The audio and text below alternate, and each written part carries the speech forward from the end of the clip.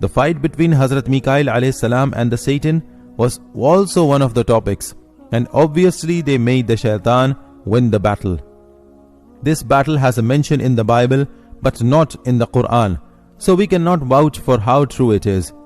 But even in the Bible, it was Hazrat Mikail, the strongest of the 4 angels, who defeated the shaitan.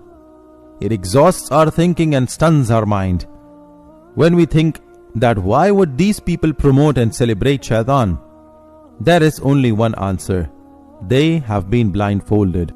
They cannot judge the difference between the right and the wrong, and it is most probably the satanic powers that are manipulating these people into believing in shaitan more than in the Almighty Allah, the one creator. Brothers and sisters, do you want to know what happened to these people after they commenced such severe sins and shirk? Stay tuned. We will be talking about that in the next video.